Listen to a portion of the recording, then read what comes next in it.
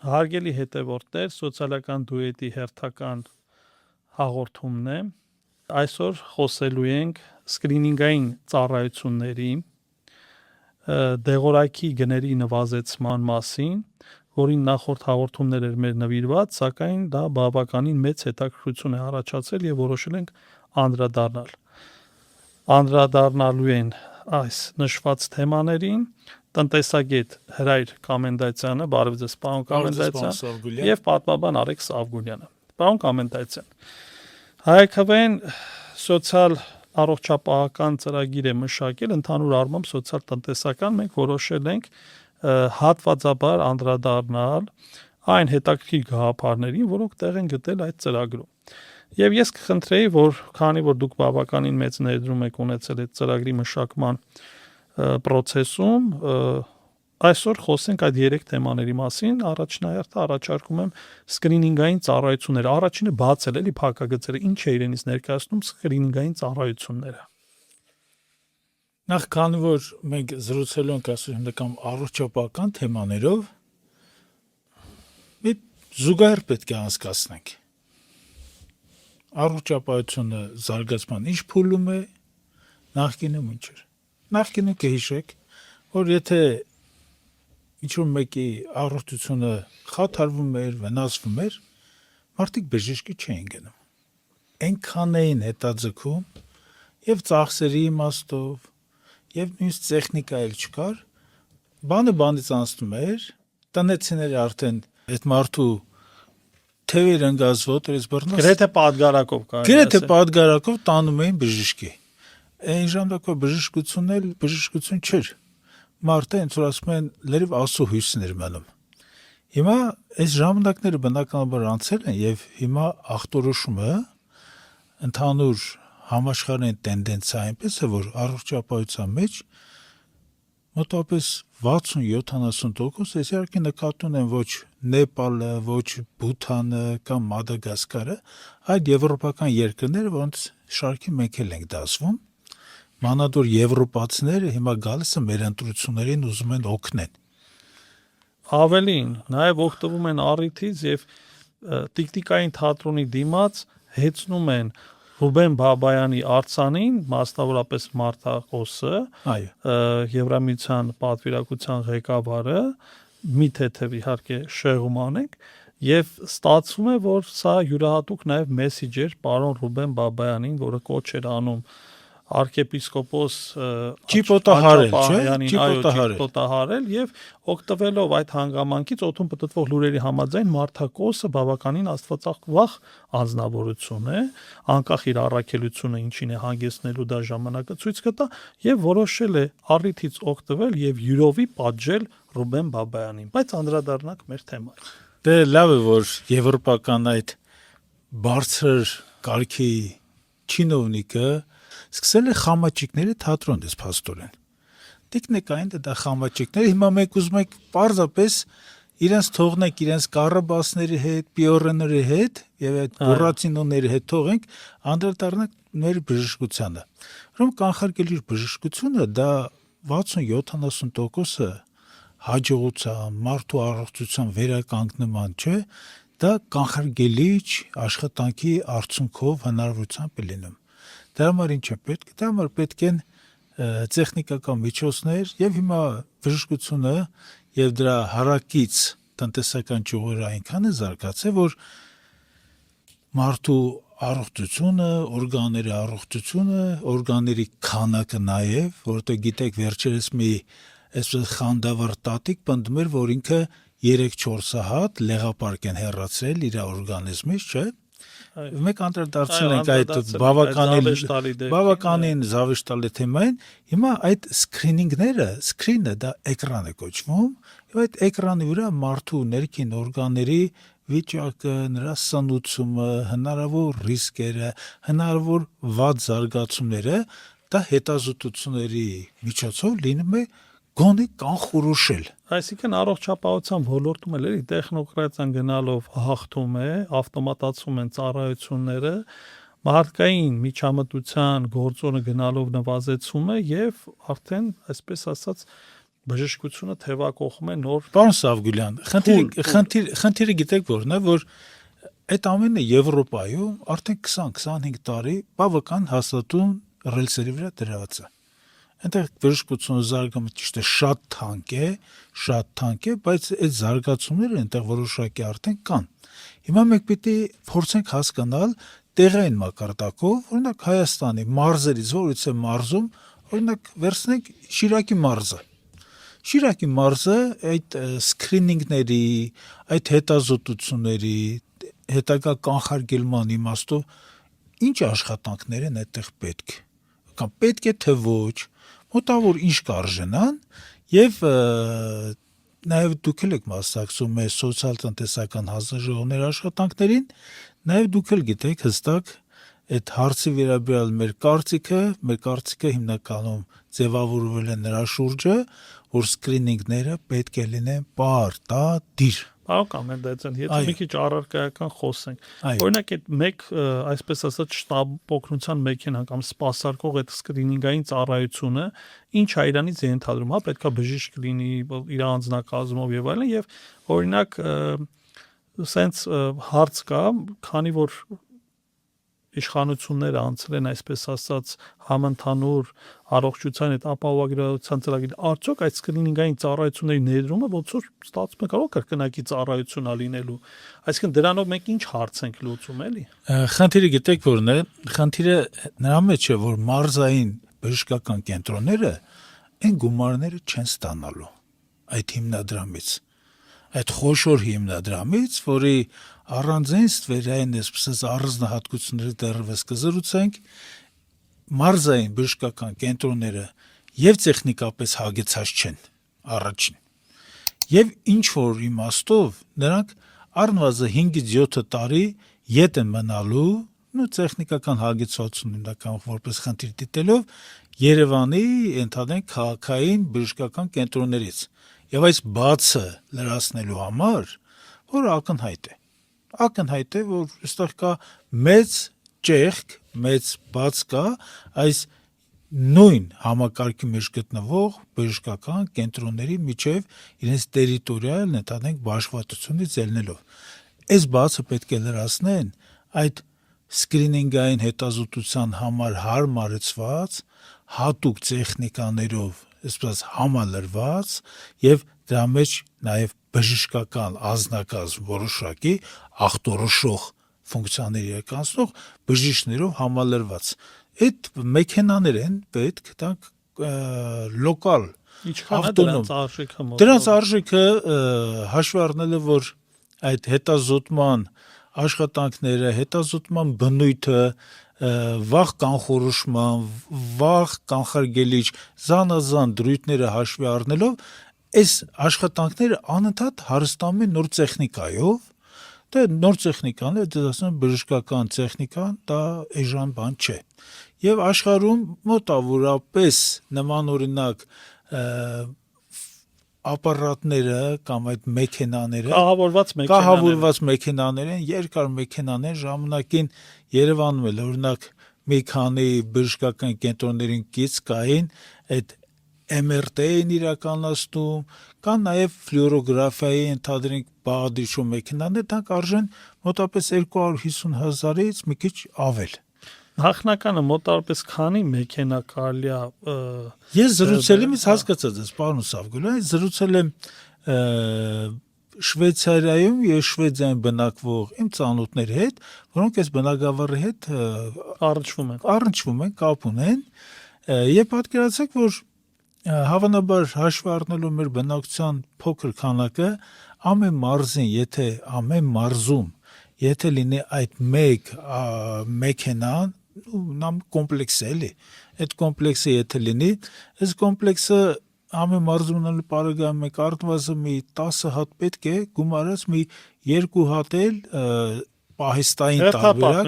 այլ ասել հերթապահ,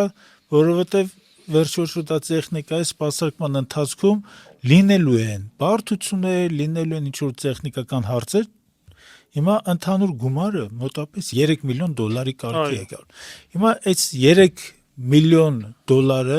շատ է թե քիչ, ենթադրենք, մեր բնակչության կյանքի տևողության հիվանդությունների կանխարգելման համար կարծում եմ սա փոքր գումար է։ Սա այնքան փոքր գումար է, չէ, որ կարող են մի օրինակ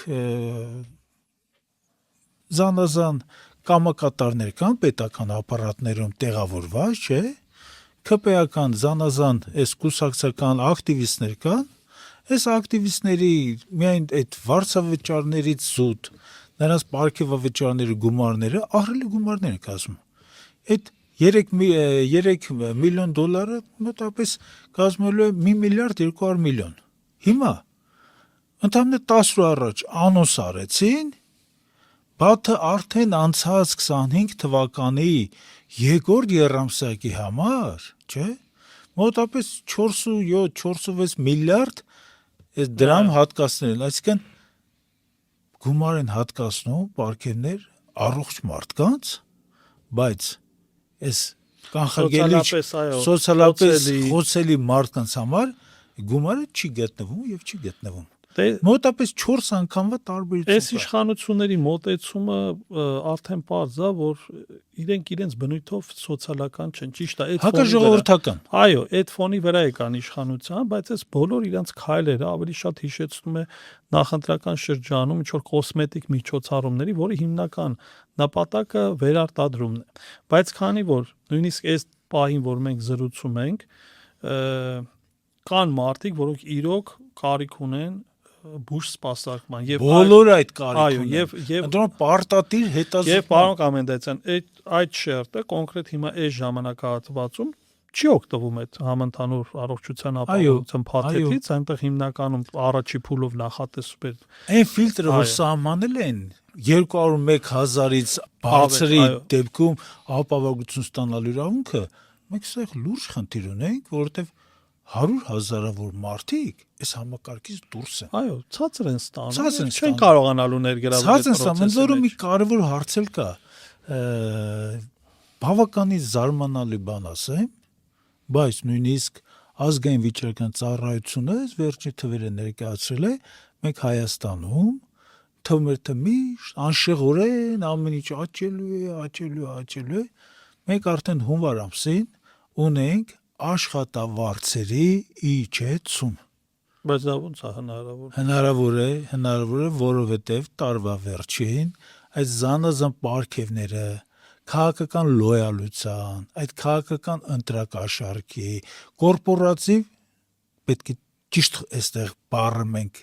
ձևավորենք, ընտրենք կորպորատիվ որոշակի քաղաքական ստրկության բաղադրիչներով, չէ՞։ Այո։ Այս գումարները որ բաժանում են,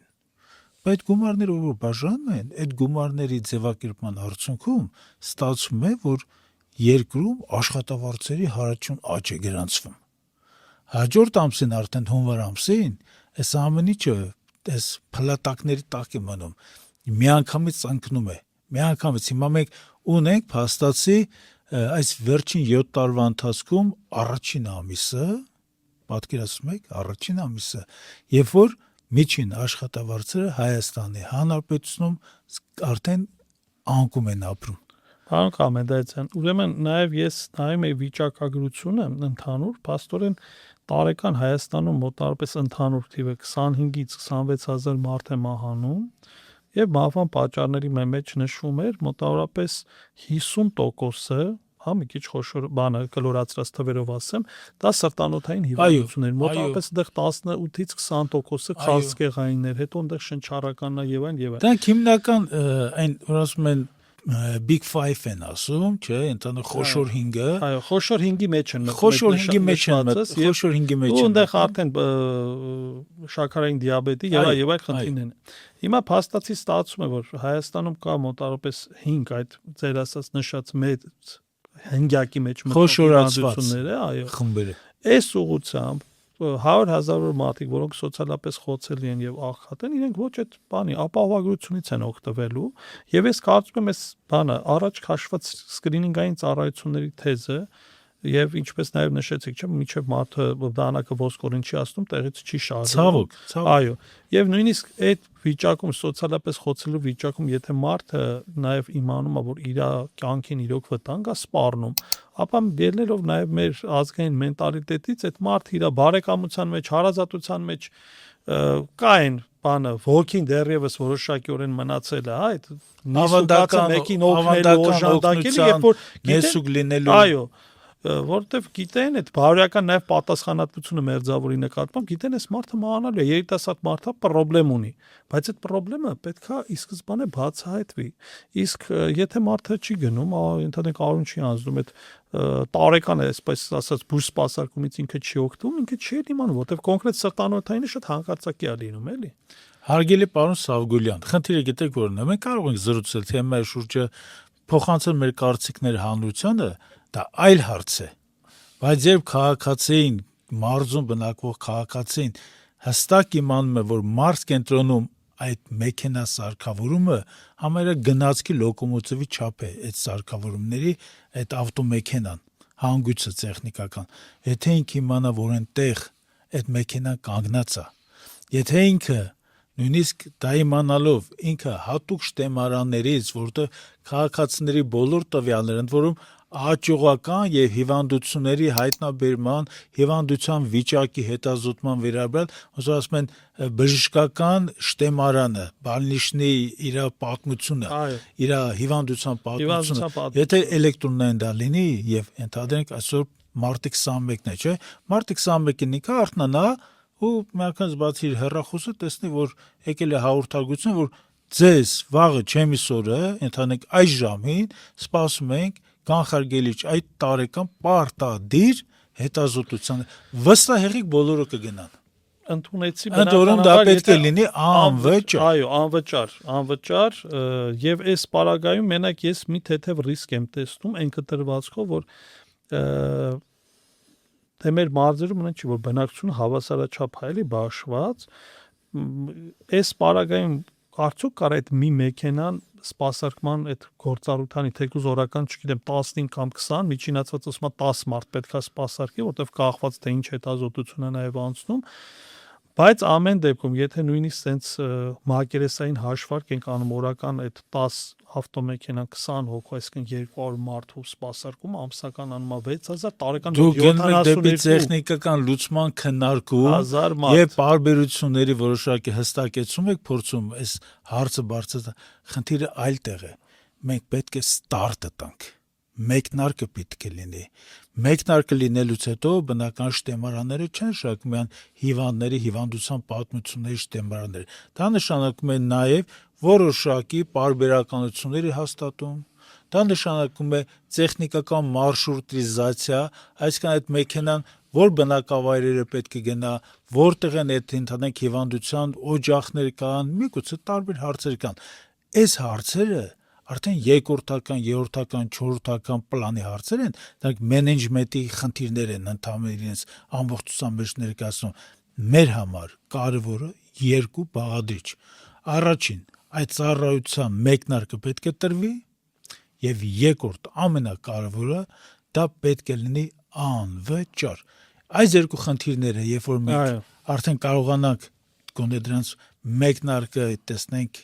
արդեն սկսված եւ տեսնենք արդեն աշխատանքները գնում են, իհարկե, եթե խտությունը պետք է բարձր լինի հետազոտությունների, երկրորդ մեքենա կգնվի, երրորդ մեքենա կգնվի։ Մենք սոցիալական պետություն ենք եւ այս սոցիալական պետության մեջ ավանդական ընտանիքներում իրար նեցուկ լինելը կամ բարեկամների իրար օժանդակելու այս խրախուսելի, կարելի ասել, պարտավորությունը դա պետք է ետ գնա։ Այդ բարեկամների փոխարեն, երեխաների փոխարեն, ծնողների փոխարեն էլ պետք է աշխատի պետությունը։ Սկրինինգային ծառայությունների մասով ուղղակի ամփոփենք, փաստորեն այս ծրագրի շրջանակներում, հա, որը հայակվեի սոցիալ-տնտեսական մշտական հանձնաժողովը եւ հայակվեի եւ ցանկանում եմ ձեզ նաեւ որոշակիորեն հավելեմ այս իմաստով եւ միասնության թևերի, որովհետեւ մենք հայակվան եւ միասնության թևերը իր այդ քաղաքական համագործակցության մեկնարկն է տվել, բնականաբար երկու կազմակերպություններն էլ իրականացրել են իրենց սկրինինգային հետազոտությունները եւ հույս ունենք, որ ընտրողների մեծ մասը, քաղաքացիների մեծ մասը բնականաբար մեր իրական ծրագրերի հետ կծանոթանան եւ վերջիվերջո կհասկանան, իրենց սկրինինգը կանեն եւ կհասկանան, որ ուղն ու ծուծով սահմանադրության հետ, պետության հետ, մեր ազգային երազանքների հետ կապված են գոնե այս երկու կազմակերպությունները, որոնք հիմա քաղաքական որոշակի դաշտ են կնքնում իր հետ եւ այս ամեն ինչը ուղղված է լինելու այդ երկու կազմակերպություններին իրապես ճանաչող, հավատացող մեր ժողովրդի բարեկեցությունը բարձրացնելու եւ ոչ թե ապագայում, այլ այսօր առօրյայում արդեն մեր ներկա ժամանակներում բազմաթիվ վտանգներից եւ ռիսկերից մեր էթնոսը պահպանելու, մեր պետությունը պահպանելու։ Այդ երկրորդ թեման, պարոն Կամենդացյան, որը բավականին կարևոր է եւ մեր քաղաքացիները ամեն օր առնչվում են։ Եվ այս առումով դուք էլ բավականին այս թեմայի հետ կապված գրառումներ եք արել, որովհետեւ ի վերջո այս սոցիալական վիճակը մեր քաղաքացիների արդեն մեզ ստիպում է նույնիսկ մտնում ենք ոչ մասնագիտական իհարկե շատ դեպքերում դաշտ, բայց չի կարա էլի սոցիալ-տնտեսական քաղաքականությունը, որը իր մեջ մի քանի կոմպոնենտներ է ներառնում, շրջանցի այս կարևորագույն հարցը։ Խոսքը վերաբերում է դեղորայքին եւ դեղորայքի գներին։ Կցանկանայի այս մասով, քանի որ դուք ավելի ես մեծ հետազոտություն խորացել եք եւ հետազոտություն ունեք, կիսվեք միայնակ չեմ իրականացրել բժշկական եւ բժշկական ծառայությունների մատուցման մի քանի երախտավորների հետ, ազնիվ մարդկանց հետ այս թեման քննարկել ենք, որոշակի հանգույցներ ենք տեղորոշել։ Հիմա մի կարևոր հարց կա, առաջնահերթ յուրաքանչյուր ապրանք, եթե նա մտնում է այդ տնտեսագիտական շարքի մեջ, արտադրություն, բաշխում, փոխանակում, սպառում։ Արտադրությունից մինչև սպառում մենք ինչ խնդիր ունենք։ Եթե արտադրության ընթացքի սկզբում մենք ունենք ինքնարժեքի ձևավորման խնդիր, ապա արդեն սպառման ժամանակ այստեղ ավելանում են գների տարբերություն։ Գները ինչպիսին են, դրանք եթե Հայաստանում է դա արտադրվում ինչպես ինքնարժեք ունի, եթե դա ներմուծվող ընդհանրենք բաղադրիչ է, ապա ներմուծման այդ արտադրողի կողմից կամ ներմուծման կողմից սահմանից այս կողմ անցնելուց հետո ինչպիսի գնաճ է այստեղ ձևակերպվում, ստեղծվում։ Մենք մի կարևոր խնդիր ենք այստեղ առանձնացրել, խնդիրը դա խայտառակ 10-15-20% տարբերություն չէ, դրա մասին չի խոսքը, 200-300% տարբերությամբ գնագոյացում։ Պատկերացնում եք, Շամլուղ ավանը հեռու, մեր լորի ամենա, այսպես ասած, ալավերդուց էլ ոնց որ հյուսիս։ Շամլուղի բնակիչը փաստացի կարող է 500 մետր անցնել, մտնել Սադախլոյի շրջանի, ոչ թե վրացի, այնտեղ մեծ մասը թուրքեր են, ադրբեջանցիներ, մտնի այդտեղի դեղատուն եւ ձեռք բերի դեղը 500 մետր տարբերությամբ, որը Հայաստանում 3 անգամ թանկ է, 300%։ Դուք պատկերացնում եք այս աբսուրդի աշճանը։ Ոտքով կարող է գնալ սահմանը անցնել, մտնել առաջի դեղատունը, այդ քաղցկեղի, սրտանոթային հիվանդությունների, կատարակտի հիվանդությունների, աղեստամոքսային տրակտի հիվանդությունների հետ կապված 250-300%։ Այս դուք պատկերացնում եք նման բան։ Պարոն Կամենդացյան, ձեր խոսքից հետո կարող եմ հսկայական դեմոգրաֆիական շարժ սկսի դեպի Շամլուղ, որտեղ եթե դա լինելու է հատվածը խնդիր ունի։ Իհարկե, եթե դա լինելու է ազգերի, այսպես ասած, դեմոգրաֆիական շրջապտույտի պես մի բան, չէ, ավելի լավ է չլինի, որովհետև այդ շրջապտույտից մեի երկուսի ընթացքում այն Բայկալի, եսեմ են Տափաստաններում ապրող ինչքան Օղուզներ, Օսմաններ, Սելջուկներ, ես միջև եկան հայտնվեցին մեր սիրասուն հայրենիքի բարբեր տարածքում, էլ չեմ ասում, որ մեր էթնոսի վերջը տվեցին։ մեր էթնոսի վերջը տվեցին։ Այդ 1071 թվականի դուք պատմաբան եք, գիտեք, այդ Մանասկերտի ճակատամարտը ճակատագրական եղավ։ Հիմա մենք չենք ուզում, որպեսզի Մանասկերտի ճակատամարտի նման մի ճակատամարտ լինի Շամլուղի եւ Սադախլուի մեջտեղները, չէ՞։ Մենք ասում ենք, եղբայր, եկեք այս հարցը կարգավորենք։ Սպառողը, այդ սպառման վերջնական, այսպես հատվածը դա մեր քաղաքացին է։ Հերոսը պարոն Կամենդացյան կոնկրետ ինչ հիվանդություն էին առնչվող դեղորայք համատարած չէ ամենապահանջված առողջության համար ամենապահանջված դեղամիջոցները Հայաստանում ունեն խայտառա գնագոյացում պատկերացեք հնդկական ենթադրենք արտադրությամբ դեղը Հնդկաստանից չէ Բանգալորից այնտեղ է հիմնական այդ ֆարմացևտիկան զարգացած։ Բանգալորից գալիս է, հասնում է Վրաստան, արժի ընդհանրեք Վրաստանում մեկ պատիճը, նտանք 10,000 դրամ, չէ, նույն պատիճը, նույն արտադրողի, նույն որակական ցուցանիշներով, նույն քանակով, չէ, Հայաստանում արժի 30,000։ Դեղեր կան, մեկ պատիճը արժի 200,000 դրամ։ Հայաստանում հետազոտությունը կա, այդ ամբողջ շարքերի վիճակագրական ունենք։ Հայաստանում այն դեղը, որը Վրաստանում արժի, դատենք 300,000 դրամ, Հայաստանում արժի 850,000 դրամ։ Այս մարդիկ կրակն են որ Հայաստանում են ապրում։ Այս թեմայի բնականաբար շատերը կհարցնեն, ինչպես դա կարելի է կարգավորել։ Ինչպես կարելի է այս process-ը ինչպես կարելի է կարգավորել։ Մի մոռացեք, որ մենք երբ որ հիշատակեցինք արտադրություն, փոխանակում, ենթադրենք սպառում, բաշխում, չէ, այս ամբողջ process-ի մեջ կամ մեկ ուժ, որ անտեսանելի չէ։ Դա պետական միջամտությունն է։ Պետական միջամտությունը պետք է լիներ կարգավորումների որոշակի համակարգով, չէ։ Այդ համակարգի մեջ առաջին գործիքներից մեկը պետք է լիներ հարկային գործիքների միջոցով, ոչ թե վարչարարության, հարկային գործիքների միջոցով դրա կարգավորում։ Ինչպես կարող են անել։ Բնականաբար կհարցնի Շամլուղում բնակիչը, մեր հայ բնակիչը, որը տանել չի կարողանում Սադախլու այցելել դեղ գնելու համար։ Կա ավելացած արժեքի հարկ։ Ավելացած արժեքի հարկը դա սուրբ կով չէ, անփոփոխ, անփոխարինելի, երբեք չփոփոխվող պետության հենց դերը կայում է նրանում, որ պետական կառավարիչները հասկանան, որ այդ գործիքների միջոցով հնարավոր է պարզապես այդ գների ընթացքը կարգավորել։ Դա մեկ գործիք։ Երկրորդ գործիքը մենք ունենք մի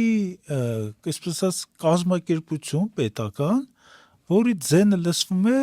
երբ որ բենզին է թանկանում, չէ, հիմնականում։ Դա բանն էր, տնտեսական մրցակցության պաշտպանության հանձնաժողով։ Հիմա ես չգիտեմ դրանք ում են պաշտպանում կամ իրենք ումից են պաշտպանվում,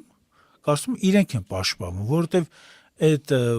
իրենց կառույցի մեջ հավանաբար դուռ լուսամուտները փակված, բարիկադավորված այդ մարդիկ նստած են, որովհետև աշխատավարձը էլեկտրոնային կերպով քարտի վրա է գալի նստում։ Հավանաբար այդտեղից դուրս էլ չեն գալիս, որ գնան գոնե իրենց փողը ստանան, էլի ոչինչ անելու համար, ասենց ասեմ։ Հիմա այս մարդիկ ուր են։ Պարոն Կամենդացյան, կներեք, փաստացի ինձ թվում է նաև դեղերի ոլորտն է ասենց բարձի թողի վիճակում, որ ոնց կարա Վրաստանը, գիտեք ինչ, Վրաստանը ճիշտ եք նշում էլի, նե չի որ աֆրիկյան մարտամակում գտնվող պետությունը, որի հետ մենք զուգահեռ ենք անցկացնում, երբ որ մեր հենց քաղաքացին մեր համակարգացին կարող է ուղղակի 2.5 ժամվա ընթացքում ես եւ դու կարող ենք հասնել Սադախլու, այս ամեն ինչը պարզենք եւ ընկեր Սավգուլյան, դες մի բան եմ ուզում ասեմ։ Դες ցանկություն ունեմ մի այսպես հերոստա կամուրջ ստեղծենք։ Այո։ Մենք Վրաստանում ունենք ընկերներ, բարեկամներ, հարազատներ, չէ՞։ Խնդրենք իրենց այս հերոստակամուրջ մեր հետ իրականացնեն վրացական դեղատան ընդհանրենք մուտքի մոտ։ Նույն դեղը կգնենք մենք Երևանում, այո, Աստծուն փառք հնարավորություն ինտերնետի, այո, շատ լավ գաղափար։ նույն դերը կգնի Վրաստանում, երկուստեք մենք դոլարային այսպես էկվիվալենտի ընդհանրենք գինը կստանանք եւ կհամեմատենք։ Դրանից լավ օրինակ չկա։ Դրանից լավ օրինակ չէ, որտեղ մենք գիտեք ոնց է, շարքային սպառողը, երբ որ դեր է սկսում ձեռք բերել, դրա համար կարելի ասել միևնույն է, միայն այդ առողջության, ընդհանրենք վնասները, ընդհանրենք փակի, ռիսկերի դիմացարնի, չէ, ընդհանրենք։ Այդ մենք պիտի դա կազմակերպենք։ Մենք կազմակերպենք, քաղաքացին իրականում տեսնի շոշափելի, որ այո, այս երկրում խաբեությունը ոչ թե ծաղկում է, սա համակարգային բնույթ է կրում։ Համակարգային բնույթ է կրում։ Կոմենդացիան, փաստորեն 2018-ին, որ այդ հեղափոխական կոմիտեն եկավ իշխանության, Թավշյա հեղափոխական, ասացին, որ պետքա պայքարենք նույն օլիգարխիզմի, նույն մենաշնորհային տնտեսության, կոռուպցիայի եւ այլն։ Սա կոռուպցիոն դրսևորում չի, որ ամբողջ ազգին 2-300%-ով թանկ դեղ են վաճառում։ Եվ փաստացի ոչ մի կանխարգելիչ միջոցառում ես ցանկանայի նաև ասեք այդ դեղերի գրանցման հետ կապված, հա ինչ որ փաստացի ոնց որ գրանցված դեղը կրկնակի են գրանցում եւ այս առումով սա նաև էլի դեղի ինքնարժեքը բարձրացնում է։ Այսինքն անիմաստ վարչարարություն է տեղի ունենում եւ փաստացի ստացվում է այնպես, որ այս իշխանությունները նույնիսկ դեղերի գների կարգավորման ոլորտում բացարձակապես ոչ մի բան չեն արել, որտեղ անընդհատ գները աճում են։ Խնդիրը պետք է նախ տեղորոշենք եւ տեղորոշման համար պետք է մենք վերցնենք արդեն իսկ գրանցված ցուցանիշները։ ԵԱՏՄ-ի տարածքում, որի տնտեսական, այսպես ասած, անդամներից մեկն էլ Հայաստանի Հանրապետությունն է, գրանցված է մոտավորապես 9400-9300 դեղաբիջուց, այո։ Հայաստանում գրանցված է ընդամենը 3400-ը։ Հիմա բնականաբար հարց է առաջանում. ինչու։ Հարցի պատասխանը հետևյալն է. գրանցումները շատ թանկ են, առաջին։ Գրանցումների ժամանակաշրջանը պերիոդիկան, այսինքն հայտը ստանալուց մինչև ամիսներ տևի այդ պրոցեսը։ տարիներ, սրա մասին տեղյակ չեն, իհարկե տեղյակ են։ Եվ այդ տեղյակ լինելու համար մեր լավագույն կռվանը ֆիզիկական ինչ-որ մեկի հայտնաբերումն է, որ այս բնագավառի մեջ է, եւ այս բնագավառի մեջ ունի հստակ հավանական կոռուպցիոն կապ ստեղծելու հնարավորություն։ Մի քիչ բարդ եմ ասում, Այո, բայց ավելի հասարակ ասեմ, առողջապահության բնագավառում աշխատում է մի բարձրաստիճան պաշտոնյայի մայր, որը որ խոշոր տենդերներ է վաստակում, տենդերներում հաղթում է հիմնական դեղերի ներկրման բնագավառում։ Այս հարցերը մենք ինչ ենք անել, պարոն Սավգուլյան։ Մենք կներեք էլի։ Մենք սա պարզապես արծացելու ենք, չէ՞, ու անցնենք առաջ, իհարկե ոչ։ Հունիսի 7-ից հետո այս ամենի վերջը գալու է։ Վերջը գալու է, այս մարդկանց ամբողջ գործունեությունը ժամ-ժամ, օր-օր ուսումնասիրելու ենք, ինչ որ հայտնաբերենք, մեր տուն չենք տանելու։ Դա մեր ժողովրդի առողջության վերագնահատման, վերագտնելու աշխատանքն է, չէ՞։ Բա մենք ինչ անենք։ Շվեյցարիայում առաջնակարգ կլինիկաներում, այն ամբողջ աշխարհը, որ ընդունում է այդ կլինիկայի արդյունքները, դեղը ստեղծում են, գրանցում են, ամբողջ եվրոպական միության տարածքում այս դեղը վաճառվում է, խնդրեմ չկա, Հայաստանում այս դեղը գալիս է, որ գրանցեն, 3 տարի, 4 տարով չի գրանցվում։ Պարոն կոմենտացիան, շատ լավ միտ տվեցիք, նաև գիտեք ինչ, մենք մի քիչ առաջ խոսում ենք դրա մասին, թե ինչու է քաղաքացին չի օգտվում բժշկական ծառայություններից, հղումը տալիս ենք միջև դանակը ոսկորին չհասնելը, բայց այդտեղ մի հատ այլ կարևոր բան կա։ Մարդը սոցիալապես անապահով մտնում է բժշկի մոտ, ստանում է մի հատ հսկայական դեղերի ցանկ, մտնում է դեղատուն, բժիշկը իրեն գները չի ասելու։ ինվենտարիզացիան ու տեսնում որ դա գնաց 50,000, 100,000, 200,000, չեմ ասում են առանձին դեպքերը, որ ամպուլաներ կա միջև $300 եւ ավելի արժի։ Եվ մարդը տեսնում է, որ ինքը պիտի առնվազն 2 տարի աշխատի, որ կարողանա այդ դեղորայքի հարցը լուծի եւ իրան դա նշանակում են 5 ամսով, 6 ամսով դեղորայք կա, որ պետքա 1 տարի ընդունի։ Բայց մենք անդրադառնանք մեր նաեւ խնդիրներին, փաստացի մենք այսօր խոսեցինք սկրինինգային ծառայությունների մասին, մենք խոսեցինք դեղերի մասին, դեղերի մասով ուղղակի մի կարճ անդրադարձ, պարոն Կոմենդացյան, ես նայել եմ, որ մի շարք երկրներում, օրինակ Շվեդիան, Նորվեգիան, Ֆինլանդիան ունեն պետական վերահսկողություն, հստակ այն կարգի, որ իրանք են հիմնական ձեռքբերող այդ դեղորայքը։ Այո, այսպես։ Այսինքն դիտարկում եք նաև այն տարբերակը, որ հետագայում գոնե ինչ որտեղ անցումնային փուլում միջև մեր հասարակության մեջ այդ հստակ բիզնես կանոնները, մրցակցությունը, հասնի համապատասխան մակարդակի, պետությունը որոշակիորեն այդ առաջի անհրաժեշտության դեղորայքը գոնե ինքը ձեռք բերի, որպեսզի վերահսկողությունը կարողանա հաստատուն կերպով իրականացնի միջև այն ժամանակ, երբ որ Հայաստանում կձևավորվի այդ նորմալ բիզնես միջավայրը եւ այս մենաշնորհային տնտեսության չեմ ասում վերջը կգա, ամենայն դեպս աշխարհում էլ այնց չի, որ միլիոնավոր կազմակերպություն են, հա, դեղարդյունաբերողներ, հիմնականում ամերիկյան, եվրոպական կազմակերպությունները եւ նրանց այսպես ասած ենթակա կազմակերպություններն են։ Դուստր ձեռնարկություններն են զբաղվում, փորձենք նաեւ այդ տարբերակով երկրում սոցիալական արդարությունը վերականգնենք։ Պարոն Սավգուլյան, եթե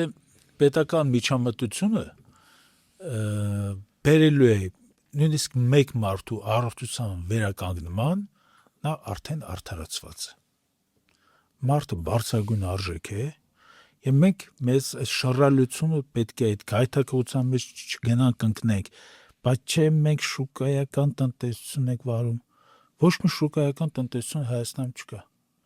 Հայաստանում շուկայական տնտեսության ոչ մի սկզբունք չկա, որտեվ եթե կա քաղաքական միջամտության հնարավորություն, հիշում եք հայտնի դեպքը, գնացեք, պատճառ գտեք, խանութը փակեք։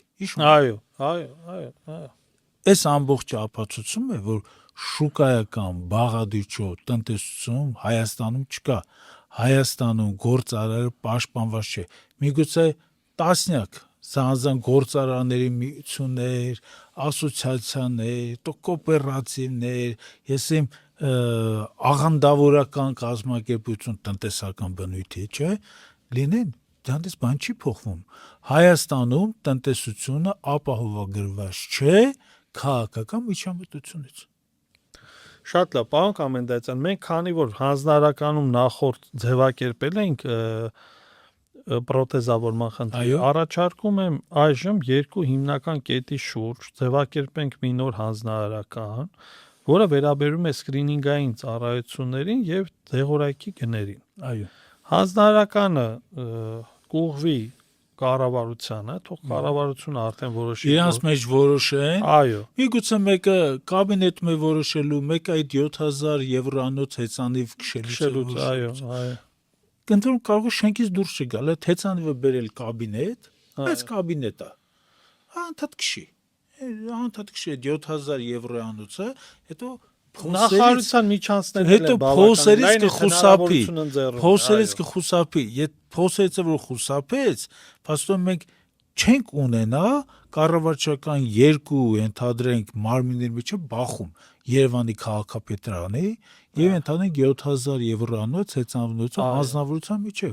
որովհետեւ ակնհայտ է, որ քաղաքապետարանը թերանում է։ Բայց դա քաղաքապետարանն էլ կասի մի առդ 7,000-ը։ Այո։ Հա, մենք ոնց էր $20,000 ինքնատիռի տոմս ձեռք բերեցինք, հենց հայտնաբերեցին, բերեցինք, հետ տվեցինք գումարը։ Ճիշտ է, հիշում եք։ Այո, Երևանի քաղաքապետի մասով էր դա։ Փաստորեն, սկրինինգայի ծառայությունների մասով առողջապահության նախարարությունը կամ կառավարությանը հանձնարարական ենք իջեցնում շրջաբերականի տեսքով, որ իրենք այս անցումնային շրջանում, երբ որ առողջության համընդհանուր ապահովագրության ծրագիրը դեռ կաղում է, ձեռք բերեն առնվազն 10 նմանատիպ կահավորված մեքենաներ եւ այս փուլում իրականացնեն սկրինինգային ծառայությունները Հայաստանի Հանրապետության ողջ տարածքով։ Պարոն Սավգուլյան,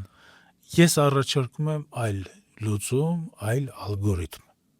Ես առաջարկում եմ, որպեսզի այդ անձիկ, որոնց 2 ամիս է մնացել, չէ, այդ ամբողջ տենդեր հայտարարել, գնա ընդհանրենք գնի որոշում, տենդերի արդյունքների ընդհանրենք որոշում, բան դա երկար process են սրանք սարքել, 5-6-7 ամսով գնում են, մինչև իրենց համապատասխան լուծումը գտնում են, էլի։ Ես առաջարկում եմ այլ բան։ Քիչ կիրառականից հետ գանք, սրանց հետ ընդհանրապես խոսենք, որ սրանք կան ողջամտության դաշտ, քննարկման դաշտ կան։ Բնականաբար մեր այդ հանրականը ստանալու են, ասեն դե լավ է, սրանք ինչ են ուզում այդ։ Պարոն Կոմենդացյան, համենայն դեպս թեկուզ 2 ամիսը բավական են, որ այս մեքենաների տեղ բնութագրերը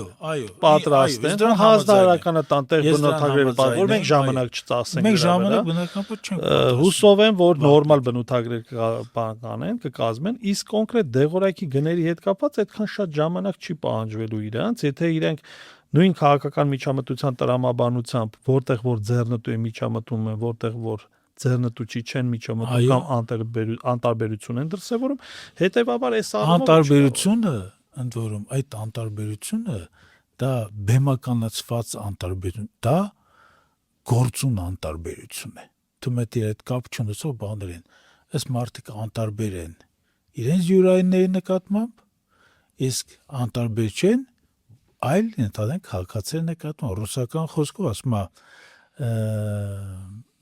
знакомым, ասում ближним по блату, а другим по закону։ Այս խնդիրն է, էլի։ Ես մի բան եմ ուզում ասեմ, պարոն Սավգուլյան, իսկ մեր նախկին հանրականներից ինչ լուր կա։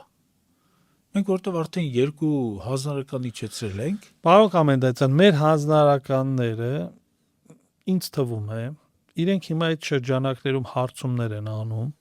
եւ այս իշխանությունները միայն հավատում են իրենց կատարած հարցումներին։ Եթե հարցումների արդյունքում պարզվեց, որ մեր հանրականները բավականին մեծ հետաքրքրություն ունեն եւ հնչեղություն, իրենք անպայման այդ հանրականները ձեռնամուխ են լինելու այդ հանրականների կատարման հարցում եւ սեփականաշնորհելու են գաղափարները եւ փորձեն դա մատուցել որպես տնտեսական հերթական հրաշքի շրջանակներում իրականացված սոցիալական ռեֆորմներ։ Հետևաբար մենք շարունակելու ենք մեր ռիթմով աշխատանքը իրենց հանրականներ տալու եւ պայմանավորվել ենք նաեւ, որ այդ հանրականները երբ որ կհասնի մոտավորապես 10-ի, դա արդեն փաթեթավորված շրջաբերականի տեսքով կուղարկենք իրենց եւ այս պարագայում իրանք չեն կարող մեզ չպատասխանել, որտեվ գրավոր են ստանալու։ Պետք է հասցնենք 2 ամիսը մնացել, չէ՞։ Այո։ Գոնե այս վերջին 2 ամիսը դրանք պետական բյուջեից այդ աշխատավարձերը, պարգևները որ ստանում են, լավ գոնե մի բան սրանցից մենք ստանանք որպես հանրություն։ Թե չէ 7 տարի ոչ մի բանի համար փող ստացան, չէ՞։ Ինչպես Գառնիի շինարարները հիշում եք, չէ՞, այնտեղ ավազանի տակ գալեն աշխատեցինք առանց փող։ Պարոն Կոմենդացյան, ես մտածում եմ իրանց մոտ հետաքրքիր sense տրամաբանություն է աշխատում, իրենք սկզբից խոշոր գումար իրանց մեջ են բաժանում։ Դա բնականաբար։ Հետո նոր մտածում են ռեֆորմների մասին։ Այդպես եղավ 2025 թվականի դեկտեմբերին, հիշում եք, 3.5-6 միլիարդ, չէ՞, բաց թողեցին։ Դրանից հետո էլ հայտարարեցի, որ թոշակները ապրիլի 1-ին 10,000-ով բարձրացնում։ Հիմա 4.6 միլիարդն են իրանց մեջ բաժանելու, երևի հնարավոր կլինի այս 2 ամսվա ընթացքում էլ մեր բարձրացած խնդիրների շրջանակներում տրված հանրականները իրենք փորձեն իրականություն դարձնել։ Շատ լավ։ Շնորհակալություն։ Այսօրվա մեր հաղորդումը մոտեցավ իր տրամաբանական ավարտին։ Կառավարությունը ստացավ իր համապատասխան հանրականների չափաբաժինը, կհանդիպենք առաջիկայում։ Շնորհակալություն։ Շնորհակալ եմ ես էլ։